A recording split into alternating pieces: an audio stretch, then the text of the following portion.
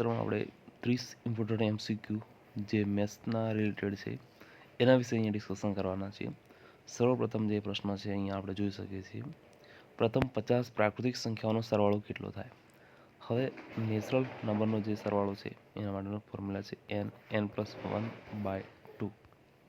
n અહીંયા આપેલા છે 50, રાઈટ? તો nની જગ્યાએ 50 રાખી શકીએ. n+1 મલ્ટીપ્લાય n+1 એટલે 50 + 1 ડિવાઇડેડ બાય 2. 50 + 1 51 divided by 2. 50/2 બરાબર 25. 25 ગુણ્યા 51 ઇક્વલ ટુ 1275. 1275 ક્યાં છે? Option B is the correct answer. નીચેમાંથી કઈ સંખ્યા અવિભાજ્ય સંખ્યા છે, એટલે કે પ્રાઇમ નંબર છે, અવિભાજ્ય છે, જે સંખ્યાને ભાગી શકાય અને ન ભાગી શકાય, અને વિભાજ્ય એટલે એ સંખ્યાઓ છે સંખ્યાને ભાગી શકાય. ચલો, 91 અવિભાજ્ય કે વિભાજ્ય? વિભાજ્ય. કારણ શું? 13 ગુણ્યા 7 કરશો એટલે 91 મળી જશે, એટલે આ થશે વિભાજ્ય, એટલે આપણો સાચો આન્સર મળે. 87. હવે કઈ રીતે ખબર પડશે કે વિભાજ્ય અવિભાજ્ય? જોતા એવું લાગે અવિભાજ્ય પરંતુ વિભાજ્ય, કારણ કે 8 + 7 કરશો તો કેટલા થશે? 15. અને 15 એવી સંખ્યા છે જેને 3 વડે ભાગી શકાય. એનો મતલબ એવું કે 87 પણ વિભાજ્ય. 9 અને 7.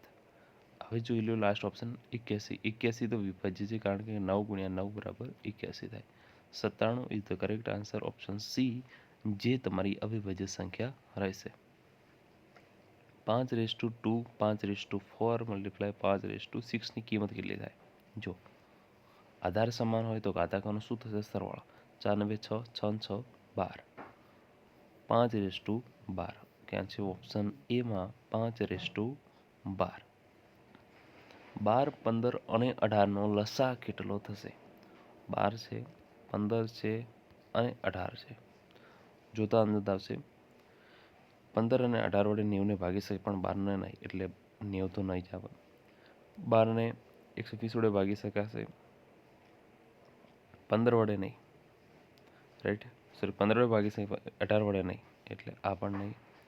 180 એવી છે જેને 12 વડે, 15 વડે, 18 વડે ભાગી શકાશે, તો 180 કરેક્ટ આન્સર બનશે, ઓપ્શન સી. બે સંખ્યાઓનો ગુસા આપ્યો છે 8 અને તેમનો ગુણાકાર છે 384, તો લસા શોધો. હવે આનો ફોર્મ્યુલા છે HCF, એટલે કે ગુસા ગુણ્યા LCM લસા ઇઝ ઇક્વલ ટુ એક સંખ્યા x અને બીજી સંખ્યા y નું મલ્ટીપ્લિકેશન. ચલો, ગુસા કેટલો છે? 8.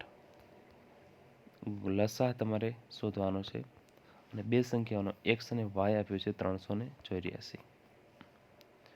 ચલો, LCM બરાબર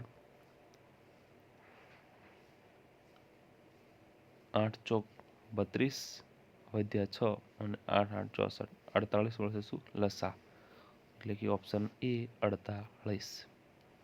કઈ મોટામાં મોટી સંખ્યા વડે 125 અને 94ને ભાગતા અનુક્રમે 5 અને 4 શેષ વધશે? ઓકે, એવી સંખ્યા શોધવાની છે જે મોટામાં મોટી હોય અને શેષ 5 અને 4 વધવી જોઈએ. જો સર્વપ્રથમ 12 લઈએ તો 125ને આપણે 12 વડે ભાગીએ તો શેષ તો 12 10 120 અને 5 શેષ વધી, પરંતુ 94ને 12 વડે ભાગીએ તો 4 શેષ નહીં વધે. ચલો, તો નહીં આવે. તો સેકન્ડ નંબર આવશે આપણી 15. તો 15 8 120, તો 5 શેષ વધશે, અને 15 6 90, તો 4 શેષ વધશે, એટલે કે કરેક્ટ આન્સર બનશે ઓપ્શન બી 15. 500ના 20% 10% કેટલા થાય? જો 500ના 20% બરાબર 100, એના 10% બરાબર 100, સોરી 10. 100ના 10% એટલે 10 ભાગ કેટલા થશે? 10, ઓપ્શન બી. એક પરીક્ષામાં પાસ થવા માટે 35% ગુણ જરૂરી છે. એક વિદ્યાર્થીને 150 ગુણ મળે છે અને તેમાંથી 25 ગુણથી નાપાસ થાય છે, તો પરીક્ષા કુલ કેટલા ગુણની હશે? જો મિનિમમ કેટલા જરૂરી છે? 35% ગુણ જરૂરી છે. મળ્યા એને 150 અને 25% ગુણથી નાપાસ થાય, એટલે ટોટલ જો 35% મિનિમમ રિક્વાયરમેન્ટ છે, અને 35% બરાબર કેટલા? 150 + 25 175. 35% ગુણ એટલે 175 ગુણ એવા થશે. 100% ગુણ મારે શોધવાના થશે. એના માટે શું છે? Cross multiply. 100 ગુણ્યા 175 ભાગ્યા 35. 35 ને 7 ગુણ્યા 5 વડે પણ લખી શકાય. 100 ભાગ્યા 5 બરાબર 20. 175 ભાગ્યા 7 બરાબર 7 દુ 14 અને 7 પંચા 35 25. 25 ગુણ્યા 20 બરાબર 500 થશે. 500 સાચો આન્સર મળશે ઓપ્શન બી. ખાંડના ભાવમાં 25% વધારો થાય તો વપરાશમાં કેટલા ટકા ઘટાડો કરવો જોઈએ જેથી ખર્ચ ન વધે? શું થશે? વધારો એટલે કે x upon x plus 100 multiply 100. x એટલે 25, x પ્લસ 100 એટલે 125 ગુણ્યા 100. 25 પંચા 125 ભાગ્યા 20. 20%નો શું કરવો પડે? ઘટાડો. ઓપ્શન એ 20%નો ઘટાડો કરવો પડશે. એક વસ્તુ 960માં વેચતા 20% નફો થાય છે તો તેની મૂળ કિંમત કેટલી હશે? જો 20% નફો થાય છે 960માં વેચતા, એટલે કે જ્યાં 960 વેલ્યુ છે એ 120% કિંમત હશે. 120% બરાબર 960, 100% બરાબર કેટલા થશે? 100 ગુણ્યા 960 ભાગ્યા 120. 20 0 0 કટ. 6 દુ 12. ચલો 6 એકા 6 વધ્યા 3 6 36. 16 સંખ્યાનો થઈ ગયા. ઓકે. 16 ભાગ્યા 2 બરાબર 8. 8 ગુણ્યા 100 બરાબર 800, એટલે કે ઓપ્શન બી જે તમારો સાચો જવાબ મળશે. 500ની વસ્તુ 450માં વેચતા કેટલા ટકા ખોટ જાય? વસ્તુની કિંમત કેટલી છે? 500 અને કેટલામાં વેચે? 450, એટલે નુકસાન કેટલા છે? 50નું ગુણ્યા 100. 2 0 2 0 કટ. 50 ભાગ્યા 5 બરાબર કેટલા થશે? 10. 10%. 10% એટલે કે ઓપ્શન બી જે છે મારો સાચો જવાબ. 15 વસ્તુની મૂળ કિંમત 12 વસ્તુની વેચાણ કિંમત જેટલી હોય તો નફો કેટલા ટકાવારી કેટલી થાય? જો આપણે અહીંયા 15 વસ્તુની મૂળ કિંમત, કેટલી વસ્તુની? 12 વસ્તુની મૂળ 12 વસ્તુની વેચાણ કિંમત જેટલી, એટલે ટોટલ કેટલી વસ્તુ વેચાશે? 12. તો અને ઉપર નફો કેટલો રહેશે? 3 વસ્તુનો રહેશે, કારણ કે 3 વસ્તુ પડી રહેશે 15 વસ્તુમાંથી, ગુણ્યા 100. 3 ચોક 12. 100 ભાગ્યા 4 બરાબર 25%. કેટલા ટકા નફો રહેશે?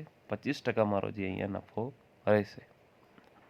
પ્રથમ 10 એકી સંખ્યાઓની સરાસરી કેટલી થાય?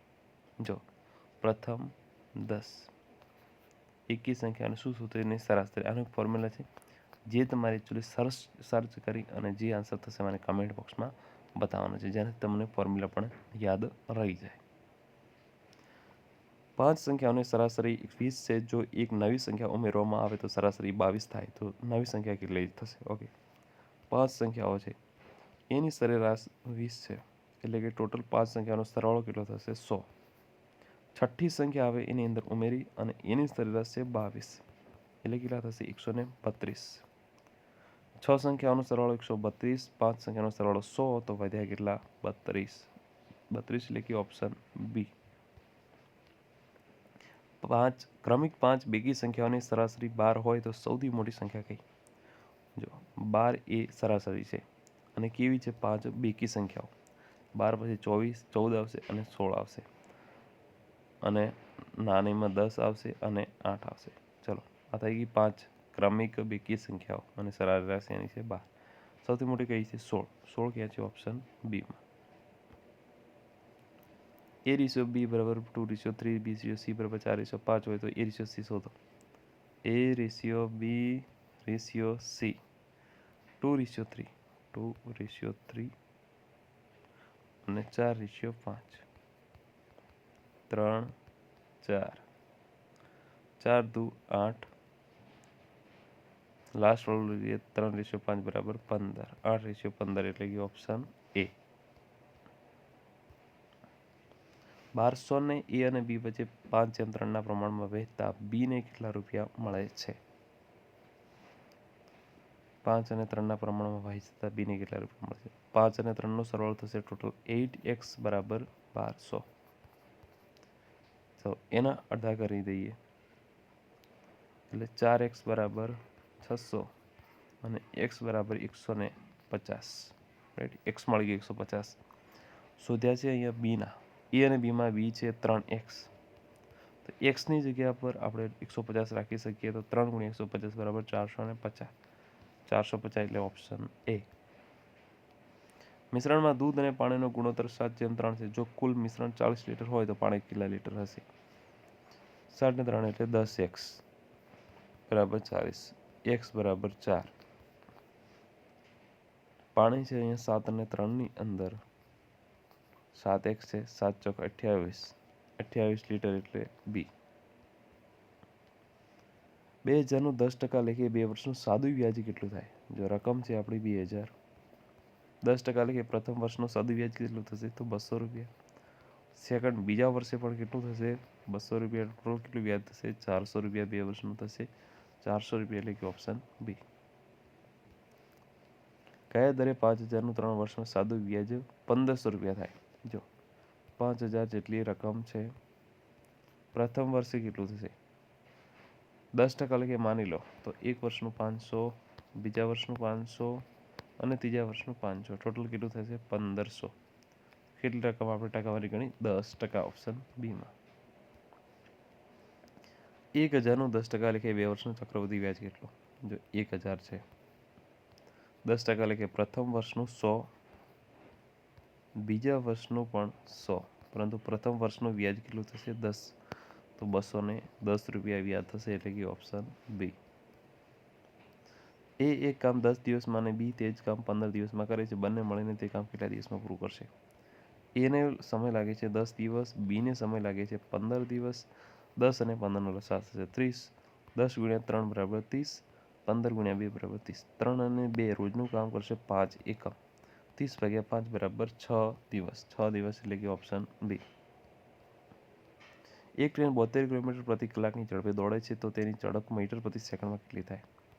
જો 72 છે પરંતુ કેવી? મીટર પ્રતિ સેકન્ડ. 5/18. 72/18 બરાબર 4. 4 × 5 બરાબર 20 પણ કેવી? મીટર પ્રતિ સેકન્ડ. 20 મીટર પ્રતિ સેકન્ડ. Option A. 200 મીટર લાંબી ટ્રેન એક થાંભલાને 10 સેકન્ડમાં પસાર કરે તો ટ્રેનની ઝડપ શોધો. જો ઝડપ બરાબર અંતર ડિસ્ટન્સ કેટલું છે? ડિસ્ટન્સ ભાગ્યા ટાઈમ. ડિસ્ટન્સ છે 200 મીટર અને ટાઈમ છે 10 સેકન્ડ. 0 0 કટ થયા. વધ્યા કેટલા? 20. 20 પણ કેવા? મીટર પ્રતિ સેકન્ડ. બીજી વસ્તુ અહીંયા 72 મીટર પ્રતિ કલાક તો 20 છે, જેને આપણે 18/5માં કન્વર્ટ કરીશું એટલે કે કિલોમીટર પ્રતિ કલાકમાં 20/5. 5 ચોક 20, 18 ચોક 72 કિલોમીટર પ્રતિ અવર. ઓપ્શન એ અને બી બંને સાચા જવાબો બનશે. એક ચોરસની બાજુ 10 સેમી છે. આ એક ચોરસ છે જેની બાજુ 10 સેમી છે, તો એનું ક્ષેત્રફળ કેટલું થાય? ક્ષેત્રફળ એટલે ચોરસનું ક્ષેત્રફળ બાજુનો વર્ગ. બાજુ છે 10, 10નો વર્ગ થશે 100 ચોરસ સેમી. 100 ચોરસ સેમી એટલે કે ઓપ્શન બી મળશે. વર્તુળની ત્રિજ્યા 7 સેમી હોય તો તેની પરિઘ કેટલું થાય? પરિઘ = 2πr. 2 π × 2/22/7 r બરાબર 7. 7 7 કટ 22 દુ 44 સેમી. 44 સેમી એટલે કે ઓપ્શન એ. ત્રિકોણના ત્રણેય ખૂણાઓનો સરવાળો કેટલો થાય? આ ત્રિકોણ છે, એના 3 ખૂણાઓ છે, એ, બી અને સી. દરેક ખૂણો કેટલાનો હશે? 60નો હશે. 60 × 3 બરાબર 180. Option B. પિતા અને પુત્રની હાલની ઉંમરનો સરવાળો 50 વર્ષ છે. બંનેની હાલની ઉંમરનો સરવાળો વાત કરી છે 50 વર્ષ. 5 વર્ષ પછી એટલે 5 × 2 આવશે એટલે ટોટલ 10 વર્ષ સરવાળો વધશે. બંનેમાં 5 વર્ષનો વધારો એટલે 60 વર્ષ થશે. 60 વર્ષ એટલે કે ઓપ્શન બી. શ્રેણી પૂર્ણ કરો. 2 6 6 12 20 30. ચલો કેટલો ડિફરન્સ છે? 4નો, 8નો, 10નો, 4નો, 6નો, 8નો, 10નો અને 12નો એટલે 30 પછી કઈ આવશે? 42. ઓપ્શન બી.